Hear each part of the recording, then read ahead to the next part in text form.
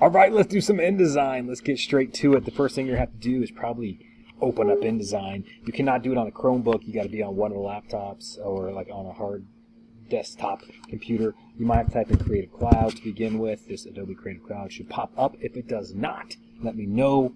Someone's made a mistake. You should definitely have this access to this crazy, super expensive amount of stuff here. We go to InDesign. You might have to download it the first time. Might take forever the first time.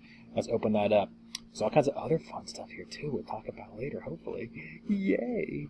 So let's go to it. Here's what it looks like. We've downloaded, for each one of you, we've given you a little playground, a little copy of the paper. This isn't the actual paper, so you can play around, you can mess things up, but it's no big deal. It's about having fun here. So if you actually go into your staff folders and click on your name, there should be a copy of it. More likely what you're going to have to do is go down here. See this little thing here? You should have one of these. These are just where the files are.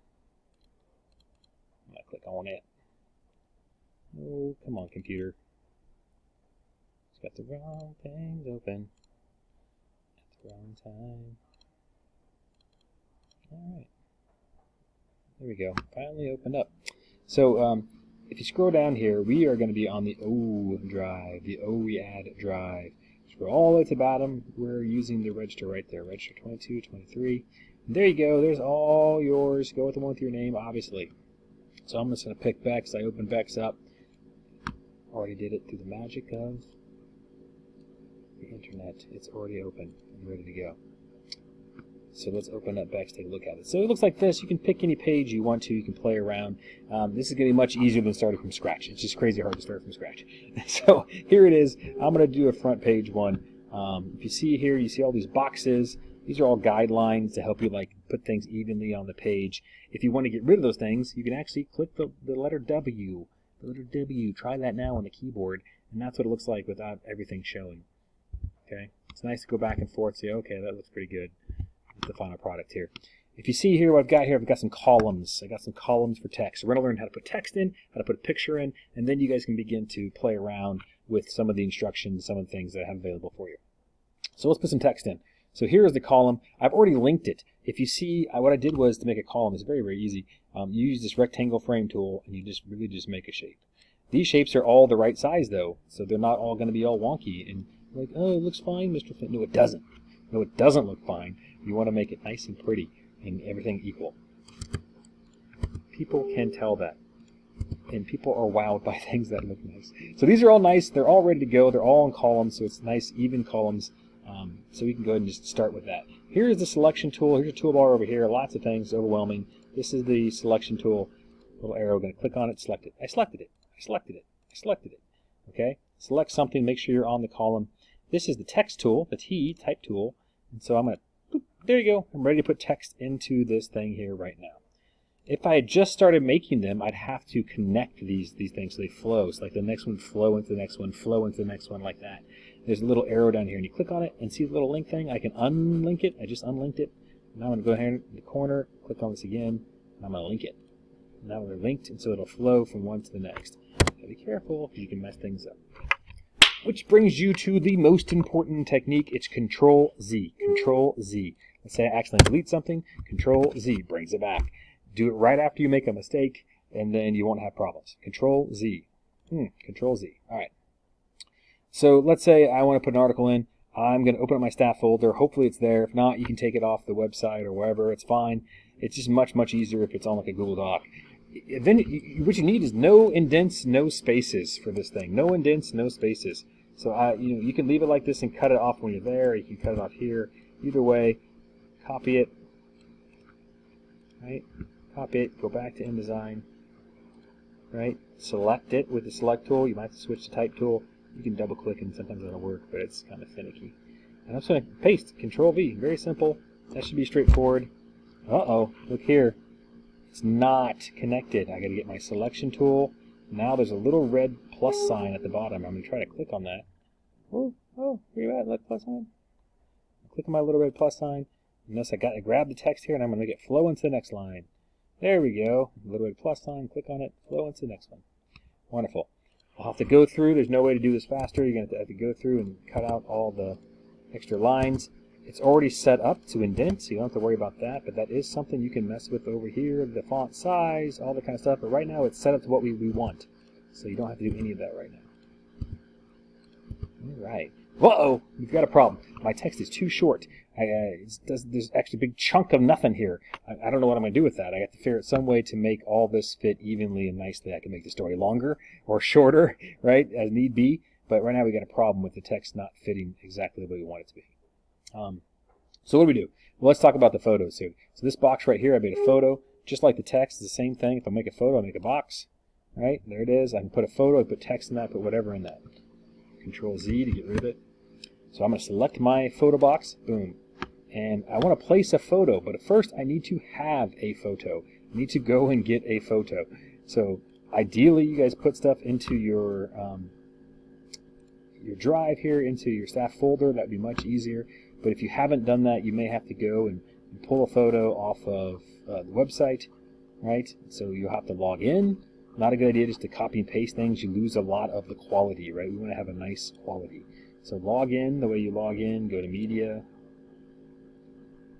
Right, find the one you're looking for, and really right-click, save image as, and really make sure you name it the right thing. Name it something that actually connects to what we're doing, because it's going to be really hard when there's 40, 50, 60 pictures to know, like, what was that picture and where's it at, right? Basketball best. I'm going to use that one for sure. So I've moved this, by the way. I've clicked on the ORIAD file, right? ORIAD. Making sure I put it all in the same place. If it's not all with the January pictures, it's going to look like it's there when you go to print it, and then it's going to print, and it's going to not be there. It's going to be blank. So you have to have all the photos all together, all in one place, or it does not work. So make sure you always save it in the O drive, and there'll be some kind of January pictures file. That's where we're saving. So I saved my photo. Yep, it's saving. I'm good. I go back to my InDesign. I'm going to click on the picture to select it. Nope, is that it? Yeah, see I got the little dots around it. I selected it, and I'm going to go File, Place. File, Place. File, Place to put a picture. All right, and it's going to ask me which picture is it. Well, it's this one, Basketball Best. I'm going to click Open. And then it put it right where I want it to go. Yay! But it is messed up. I don't like how it looks. I'm going to see, if I click on it in the middle, my left click, I'm going to see the whole picture here. That's the actual picture. And that's my space I took out of it. So I'm going to right-click right in the middle, click on Fitting. And the best one is Content Aware Fit. Let the AI do it for you. You can play around with the other ones, but Content Aware Fit is usually the best option. There we go. It tried to do it the best it could, but this photo just doesn't fit in this space. So what can I do? Well, I have another problem. My problem is that I don't have enough text. So maybe I'll make this picture a little bigger. All right? So I'm clicking in the middle and pulling this stuff down. Everything's nice and even. Right? Selection tool. Make sure I select the photo and not the means. You know, select that, I messed up. So make sure you got to go back, get the selection tool, click something else, come back, select the photo, and I'm going to make this bigger. Oh yeah, that's much better. That is much better. It's starting to look pretty good, but still I got some extra space. I'm going to play around with it. And this is a lot of what this is. You have to just play around a lot with the text. And that's the end of the story. That is perfect. That looks lovely. I'm going to make this one a little bit bigger to fit that space, or maybe I put my caption bar down there. I have options to mess around here. But I don't like the photo perfectly. I'm just going to click on it, left click on it to see I get the little brown box here. And I'm actually going to push with my finger on the up arrow.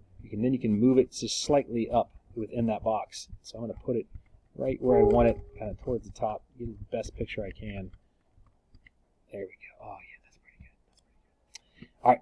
So those are the basics. You have text, right? You inserted text, right? By clicking on it, the box, you either make a box right here, and then you select it, and then you push the text. You go get the text, you paste it in, make sure it all looks pretty.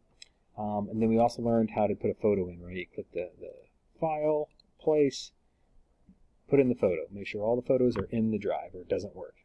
There's all kinds of stuff you can do that's beyond that. And I'd love for you to play around with that. I think it's going to be really cool when everyone has their own like design ideas and puts it in here. But I've got this InDesign cheat sheet for you to look at with some basic things that help you out that you need probably frequently for newspaper. I've got a sheet of like InDesign basics. Get some basic things in here, like maybe even play around with how to customize text wrap. You ready for that next level? You ready for it? Make it look pretty? There's how to customize text wrap. There's some design tips, some basic ideas of like how to design things so it looks nice. So lots of things for you to play around with if you want to. So there we are. Super excited for you guys to try this. This is the stuff. This is the stuff that professional newspapers, professional magazines use. We've got it right here. We've got access to it. Let's take advantage of it and do some cool things. Make it as the writing look as beautiful, right, on the outside as the writing is, the quality of the writing is on the inside. So there we go. If you have questions, let me know.